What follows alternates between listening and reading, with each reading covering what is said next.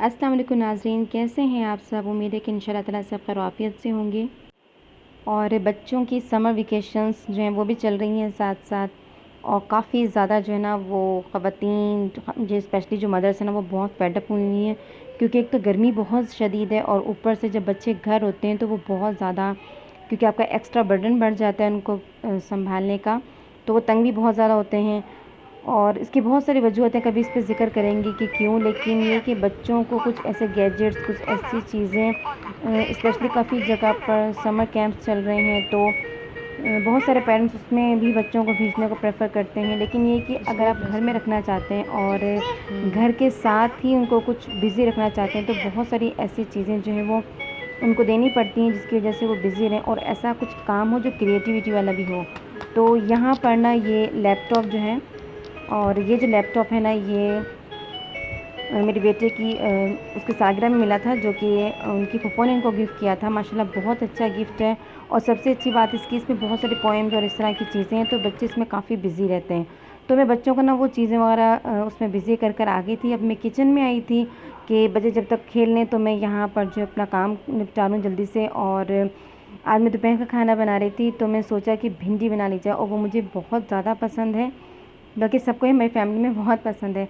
तो सोचा इसको तैयार किया जाए। इसकी बड़ी मज़ेदार सी रेसिपी है। जितने भी आपको स्पाइसेस नज़र आ रहे हैं मैं आपको बताती जाऊँ कि यहाँ पर ना सबसे पहले मैंने भिंडी को फ्राई करने के लिए रख दिया था। और आपने सिर्फ इतना भिंडी को फ्राई करना है कि उसकी लेस हल्की सी ख़त्म हो जाए। कुछ अगर आप उसको थोड़ा सा ज़्यादा फ्राई कर लेंगे कि इसकी लेस बिल्कुल मुकम्मल तौर पे ख़त्म हो जाए, तो वो थोड़ा सा उसमें ब्लैकिश टच आ जाता है और उसमें फिर हल्की सी कड़वाहट सी महसूस होती है। ऐसा नहीं करना, आपने हल्का सा भिंडी को बस फ्राई करना है कि उसकी लेस जो है वो हल्की हल्की से ख़त्म हो जाए। बाकी अब दम पे जितनी देर उसको पकाते हैं तो उसकी लेस ऑटोमेटिकली ख़त्म हो जाती है। तो यहाँ पर मैंने इसमें थोड़े से पहले इसका मसाला तैयार करूँगी। और आप प्याज को अलग भी डाल सकते हैं दम में, भिंडी के साथ भी डाल सकते हैं। तो यहाँ पर ना मैं भिंडी के साथ प्याज डालूँगी क्योंकि वो जल्दी सॉफ्ट हो जाता है। और यहाँ पर ना टमाटर 2 अदद लिए मैं, थोड़े से बड़े साइज़ के, और 1 किलो भिंडी है। मैं आपको क्वांटिटी बता दूँ क्योंकि ज़्यादा अगर आप टमाटर डाल देंगे तो उसमें खटास आ जाएगी। किसी को अगर खट्टी भिंडी वगैरह ऐसा खटास वाली पसंद है तो आप डाल सकते हैं, वरना हमारी फैमिली में पसंद नहीं करते, तो मैं कम ही टमाटर डाल रही हूँ। और इसके साथ ही मैं लहसुन अदरक का पेस्ट डाला है। इसमें नमक, मिर्च, हल्दी, कुटी हुई लाल मिर्च, ये देखिए साबुत धनिया, और इसके अलावा पिसा हुआ गरम मसाला और हल्की सी काली मिर्च भी, वो भी कुटी हुई डालनी है, पिसी हुई नहीं डालनी, इससे इसका बहुत अच्छा टेस्ट आता है।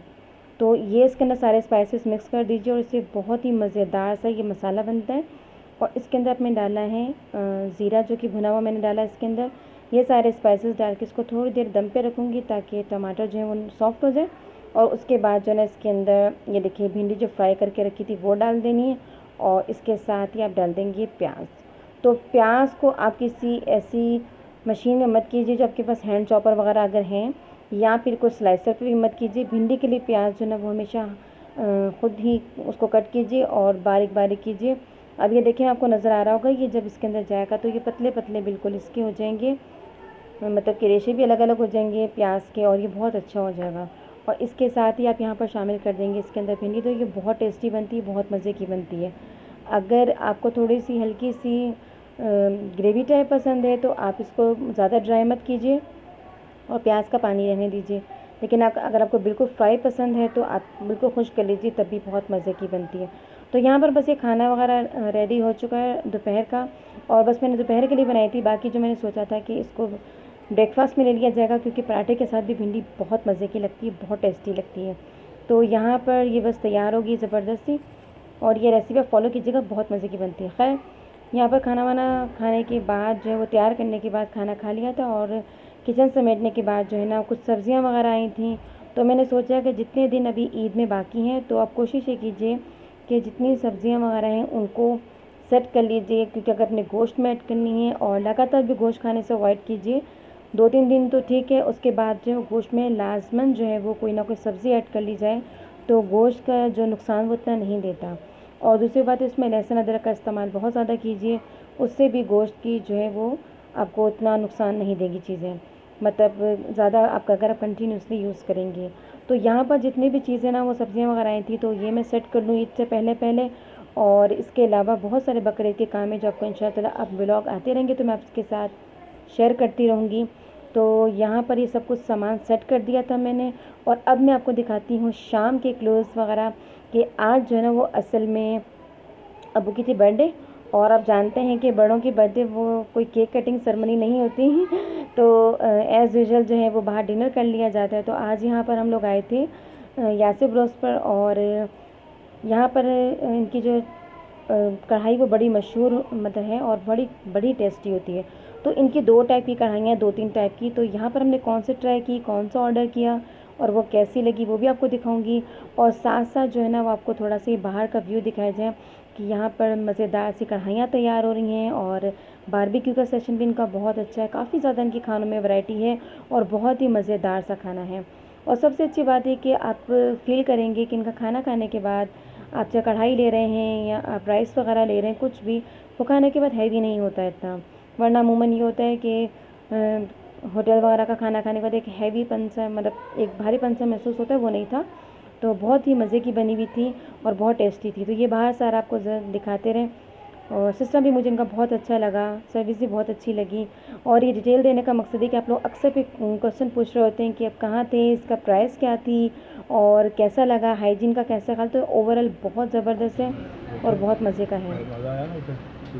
तो यहाँ पर हम लोगों ने डिसाइड ये किया कि इनकी तवा चिकन कढ़ाई जो है वो मतलब ट्राई की जाए और वो बहुत ही ज़बरदस्त सी लगी। तो यहाँ पर बस ऑर्डर दे रहे थे हम लोग और साथ साथ जो बच्चे हैं ना वो दोनों मेन्यू कार्ड खोल के बैठे हुए थे, क्योंकि उनको लगता है कि ये शायद कोई पढ़ने वाली बुक है। और बच्चे काफ़ी इन्जॉय किया उन लोगों ने भी माशाल्लाह से। और इस तरह के जो ओकेज़न वगैरह होते हैं इस तरह और इस तरह चीज़ें ट्राई कर ली जाए, मिल बैठ के खाना खा लिया जाए तो वो बहुत अच्छा लगता है माशाल्लाह से। और एक अच्छा गेट टुगेदर हो जाता है तो वो भी बहुत मज़े का लगता है। तो यहाँ पर जो है ना अब अच्छा एक बात मैं आपको बताऊँ कि जो तवा चिकन कढ़ाई है ये इनकी स्पेशलिटी में से भी आती है और ये मैंने ख़ुद घर में ट्राई की तो ये बहुत मज़े की बनती है। तो यहाँ पर जो है ना कुछ सोच समझ के हमने ऑर्डर किया, क्योंकि अमूमन हम लोग पहले भी इनकी कढ़ाई वगैरह ट्राई कर चुके हैं। तो आज चूँकि डिफ़रेंट की थी तो हम देख रहे थे कैसी लगती है। तो सैलेड जो है ना वो पल्ला के रख दिया। और खदीजा को जो है ना वो सैलेड बहुत पसंद है तो वो सबसे पहले सैलेड पर ही हाथ साफ करती है। खाना तो उसने इतना नहीं खाया क्योंकि सैलेड से ही बच्चों का पेट भर गया काफ़ी। तो यहाँ पर जनाब हमारी गर्मा गर्म से नान और गर्मा गर्म से स्पेशल चिकन तवा कढ़ाई जो इसका ऑर्डर आ चुका है और हम लोग देखते हैं ट्राई करके कैसी है।